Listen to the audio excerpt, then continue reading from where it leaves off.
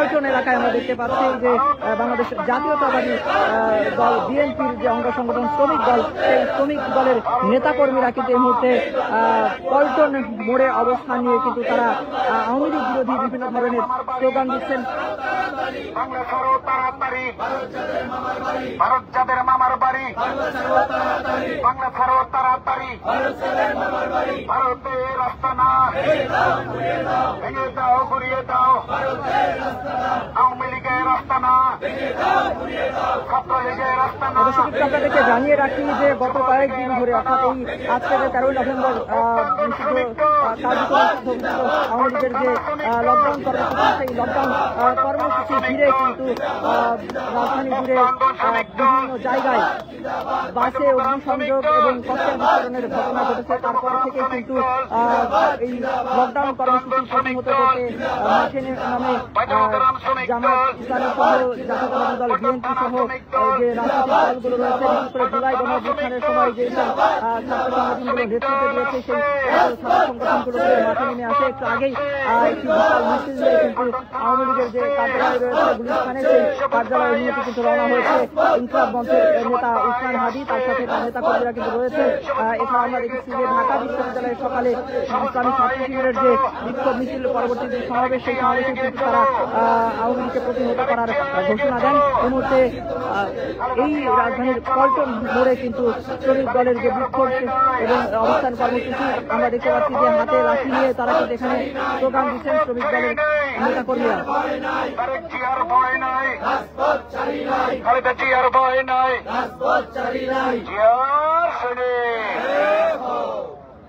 একটু আপনাদের সাথে কথা বলতে চাই, আসলে আপনাদের অবস্থান কর্মসূচি সম্পর্কে একটু অবস্থান কর্মসূচি সম্পর্কে যদি আপনারা বলতেন।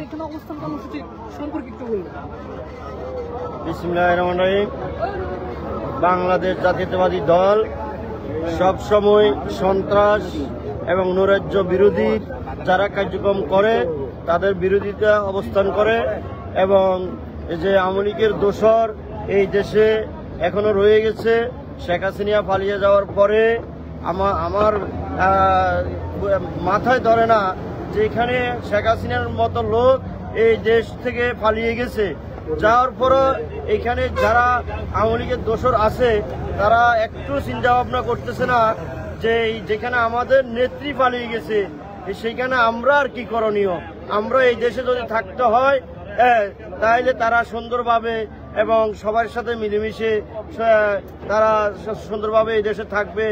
এখন যদি তারা আবার যদি শেখ হাসিনার যে গোলামের মতো কাজ করে, হুকুমের মতো কাজ করে, এবং তারা যদি আওয়ামী লীগের সে আগের মতো দোষর হয়ে যদি দেশের জনগণকে ভীতু দেখায় এবং জনগণকে ভয় দেখায়, এই দেশে অস্থিরতা সৃষ্টি করতে চায়, সেই জন্য আমরা যেন এরকম ধরনের আওয়ামী লীগের দোষরা যেন এই ধরনের কোনো কাজ না করতে পারে, এই জন্য আমরা জনগণকে স্বৈরাচার জনগণের নিরাপত্তার জন্য আমরা এখানে আজকে পল্টন থানা শ্রমিক দল অবস্থান নিয়েছি।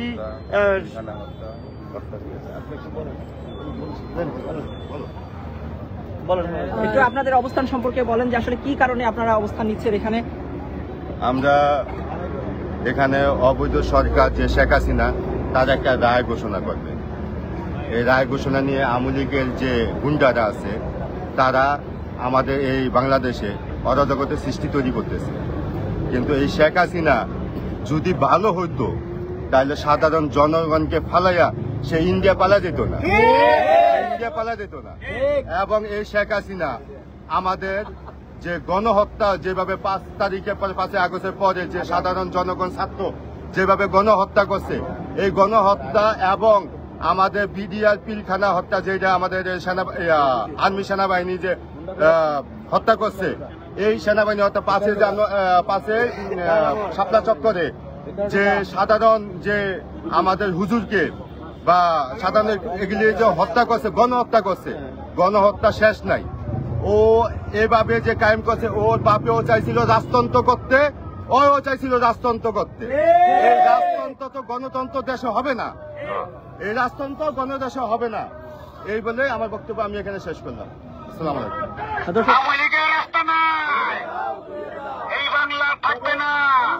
যেমনটি শুনছিলেন শ্রমিক দলের নেতাকর্মীরা এখানে অবস্থান নিয়ে কিন্তু স্লোগান দিচ্ছে এবং এখানে অবস্থান নিয়ে তারা মূলত আওয়ামী লীগের নেতাকর্মীরা যেন কোনো ধরনের নাশকতা এবং বিশৃঙ্খলা তৈরি করতে না পারে সে কারণে মূলত তারা এখানে অবস্থান নিয়েছেন বলে তারা জানাচ্ছেন এবং এই গণহত্যার বাইরে যারা অপরাধে অভিযুক্ত যারা তাদের বিচারের দাবি তারা করছেন। এই ছিল রাজধানী পল্টন এলাকা থেকে সবশেষ পরিস্থিতি জানানোর চেষ্টা করছিলাম। পরবর্তীতে যে কোনো আপডেট প্রত্যাশা মাত্র সেটা তাদেরকে জানিয়ে দেওয়ার চেষ্টা করবো। সেই পর্যন্ত যুগান্তরের সাথে থাকুন।